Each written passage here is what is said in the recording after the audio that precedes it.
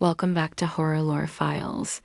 Today, we're diving into the eerie world of children who encounter the supernatural. It's a common belief that kids are more open to the spirit world, and these stories might just prove it. Our first story, titled Abby Called Amy and Her Dolls by Deepez. When I was little, my mom was always convinced I had some kind of sixth sense. She details stories about how I'd have conversations with invisible people or predict things with eerie accuracy. I always thought I was just a really observant kid who made lucky guesses. But one memory from when I was about 5 makes me wonder. It all started with our elderly neighbor. She absolutely spoiled me, giving me these beautiful glass and rag dolls she had. She told us she'd bought them for her granddaughter, who had lived with her after her own mother passed away. Tragically, the granddaughter was very sick and also died years before we even moved into the neighborhood. I adored those dolls. And with them came an imaginary friend, my only one ever. Her name was Abby, but she insisted I call her Amy. So Amy it was. She was my constant companion, which was great for a shy kid like me who had a hard time making friends. She even followed me when we moved to a new house. But soon after the move, everything changed. I suddenly became terrified of the dolls. All my happy memories of Amy vanished, replaced by an intense fear of an attic monster. I had these horrifying, vivid nightmares that still haunt me.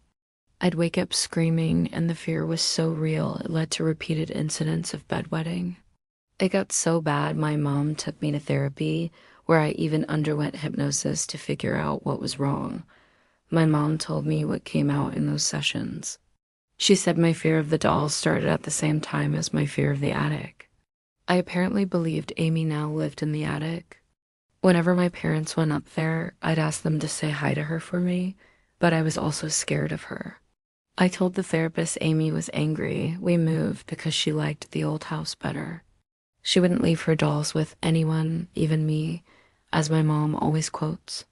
The therapist just said I was afraid of the change and associated the dolls with our old home. So the dolls were packed away and locked in the basement.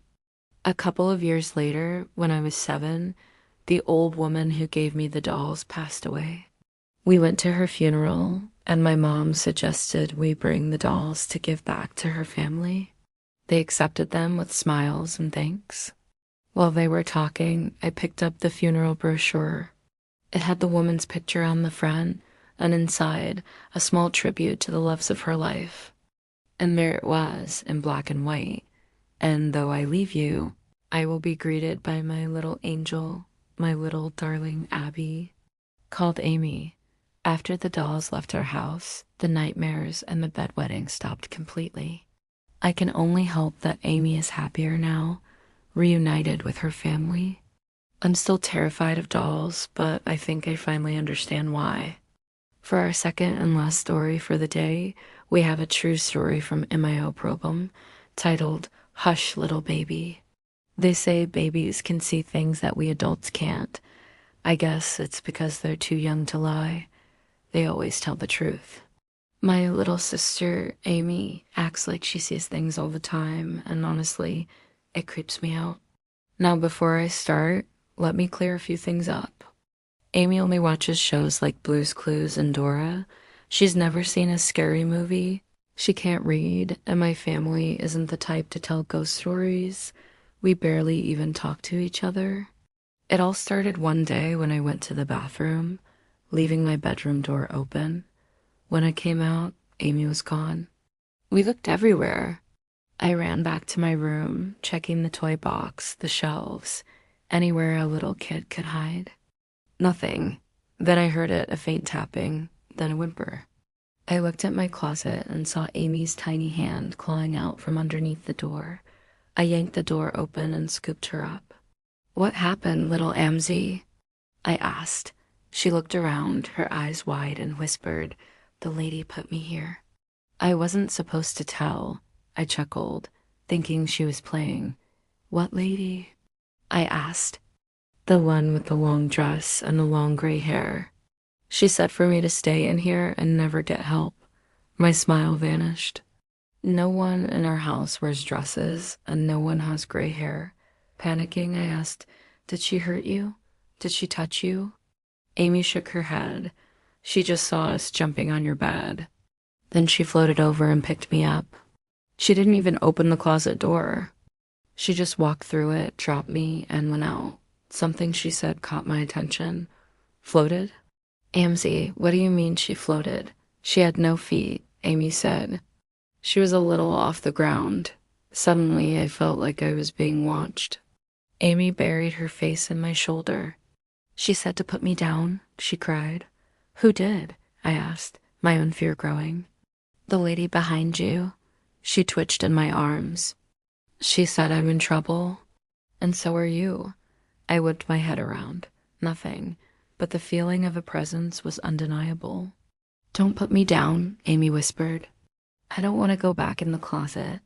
I slowly walked out of my room, holding her tight. We were home alone. "She followed you?" Amy said. I sat on the couch and started singing to her.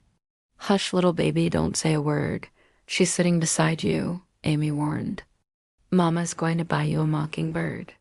I sang on, my eyes squeezed shut. "She's smelling you." Amy's voice was low and creepy. "And if that mockingbird don't sing."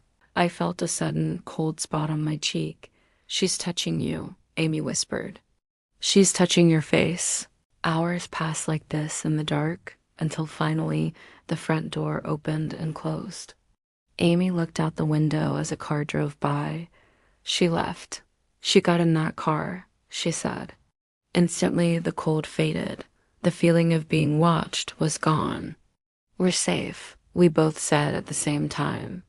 Ever since that day, Amy still sees the woman. Now I know to hold her and sing to her, and the spirit seems to go away faster. But I still don't know why she's here. No one else has ever lived in this house. Why us? Why her? Thanks for listening.